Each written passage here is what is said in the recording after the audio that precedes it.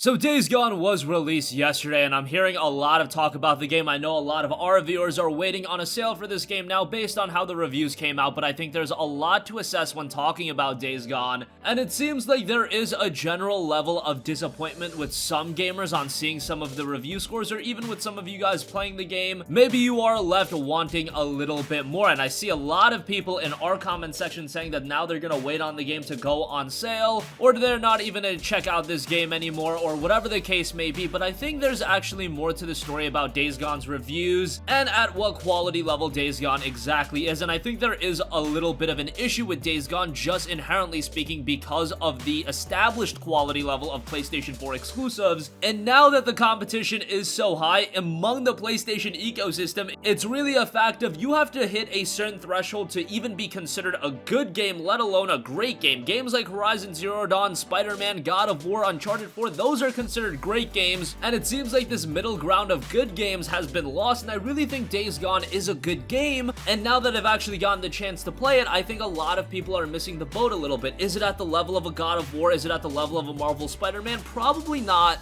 But I think Sony Bend Studios did a pretty good job with it, and let me start off by saying that remember that Sony Bend Studios is not one of Sony's premier studios. They're not a Sony Santa Monica, it's not a Sucker Punch, it's not a Guerrilla Games. What has Sony Bend been doing for the last few years prior to Days Gone? And when I say last few years, I mean going back a decade. They were working on lower budget titles. You look at games like Siphon Filter, you look at games like Uncharted Golden Abyss even though that was on the PlayStation Vita, and the PlayStation Vita has a little bit more horsepower, and Golden Abyss could be more comparable to a PlayStation 3 title, it's still not at the level of Days Gone. And I offer you this, look at what happened with Ready at Dawn. Ready at Dawn often worked on a lot of portable titles like the God of War PSP games, then they transitioned into the Order 1886, and of course they fumbled a little bit with that game. Visually, it was absolutely incredible, but of course from a fundamental standpoint, that game is seen as one of the most disappointing PlayStation 4 games of this generation. So if you compare what Ready at Dawn did and what Sony Bend Studio did, transitioning from portable games to this big budget open world games,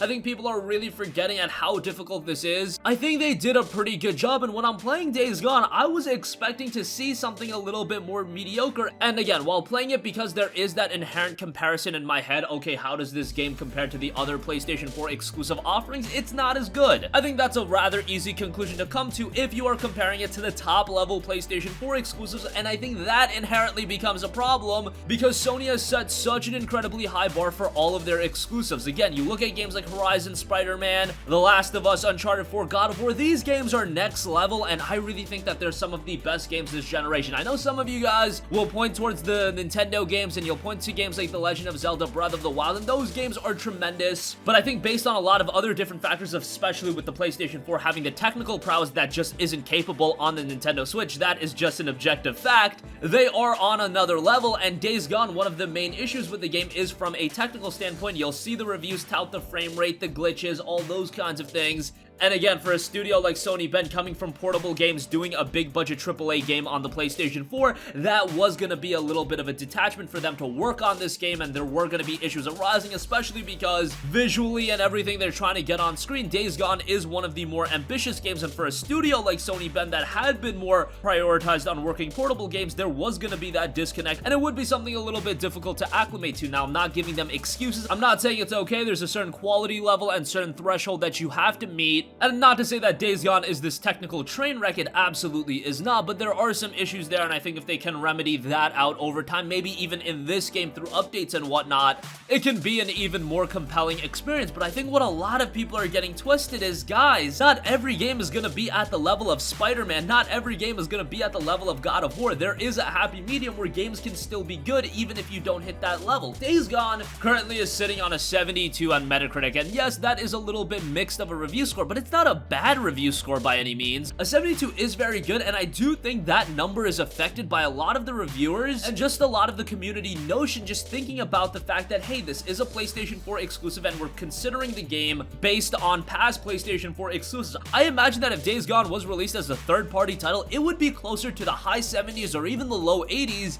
but because it's this PlayStation 4 exclusive, it does inherently have that competition working against it, and if you even falter a little bit, that is an issue in its own right. Again, I'm not saying that Days Gone is this incredibly compelling open world experience, but I do think there's a lot of fun to be had. I think the story's pretty interesting, I think visually the game is gorgeous, and I think there is a lot to like with Days Gone. However, you always have to assess games based on the other games that are available, and if games are priced the same at $59.99, I think that is fair to do. I just don't think it's fair to say that this game is bad or anything like that, because I really don't think the game is bad. Is it perfect? Absolutely not, but again, Sony Bend Studio, I think the goal for them, or what should have been the goal, is to have the fundamentals in place for them to do something even better next time out the gate. Again, their first PlayStation 4 game, first big budget console game in a very long time. Days Gone was gonna have its problems, but I think they mitigated those problems as best as possible, and I do think Days Gone is a pretty good game. I'm excited to see what Sony Bend Studios has up their sleeves in terms of future content and future updates for the game. We already have a general idea of what the game is, and it's not like the update and extra content is gonna rectify the entirety of the experience and make this such a compelling open world to dive back into. But what I am saying is I think after I'm finished with Days Gone, I am gonna want more content. I am gonna want to play this game more because the fundamentals of a great game are here. There are some issues here and there. I think the storytelling isn't absolutely perfect as well, again, just because we are comparing this game to God of War and Spider-Man, and I heard that 6 hours of cutscene content, and right away it was being pointed out that that's similar to what Spider-Man and God of War had, and those games had incredibly strong narratives, and while I don't think the narrative in Days Gone is bad by any means, I just don't think it's as strong as Spider-Man and God of War, and I think that's just what we're constantly going back to. We're comparing these games to all of these other great PlayStation 4 exclusives, and if we're just assessing the game as it is, if we're assessing the game for being a quality title, I think what you'll notice is Days Gone is a pretty good game. So the narrative isn't as strong, but I think the open world still offers a lot of fun. However, the notion of this game not being worth $59.99, the notion of waiting on a sale for this game,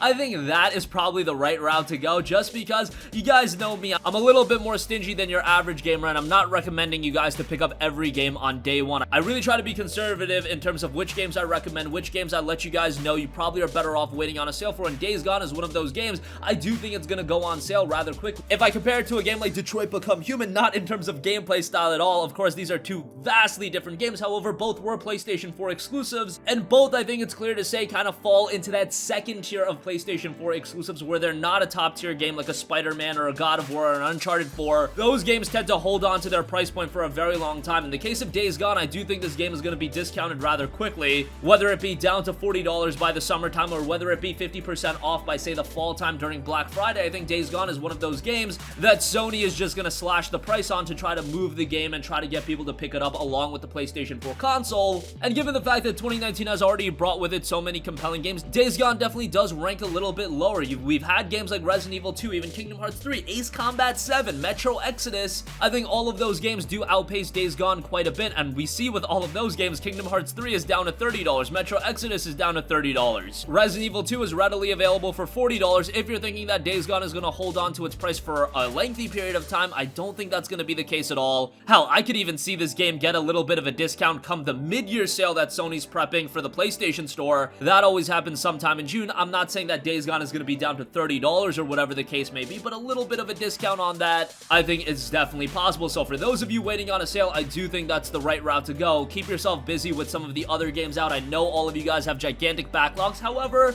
if you inherently are one of those people that just like to play the latest games and you want to check out Days Gone and you're just expecting a fun open world to get into, I think Days Gone is absolutely going to offer that. However, those of you on a budget, those of you that are a little bit more conservative on the games you pick up and the ones you skip up, I think for the time being, Days Gone is a skip, but down the line, when it is on sale for say $30 to $40, pick it up then, and I do think you're going to have a pretty good time. And as you see some of the negativity blow over, if you go into Days Gone, say 6 months down the line, paying $30 for it, and you go in just with a lower level of expectations and you're not going to hold the game to the same standard that a lot of other exclusives are held at, I think at that point you're going to have the best experience out of Days Gone possible. So that's my 2 cents out of the game, not even playing the entire thing at this point. But what I can notice is, yes, it's not at the level of the best PS4 exclusives, but it is a fun and compelling game in its own right, and I think that is the most important thing. Do I think you guys should wait on a sale for it? Yes, for the majority of you guys, I probably would wait until the game is $30 to $40. However, if you had a high level of interest in the game, if you just want a fun open world, you're definitely going to find that in Days Gone, and I'm excited to see what Sony Bend can put out in the future in terms of updates and in terms of what they can do in future games, because now that they've gotten acclimated back into big budget console game development, what they could do in the future would obviously be a lot lot better. So that's gonna conclude this video. Let me know all of your guys' thoughts in the comment section down below. Have you played Days Gone? What are your thoughts on it? Are you a little bit disappointed by it? Are you gonna wait on a sale? Sound off with all of your thoughts in the comment section down below. Thank you for watching, and goodbye.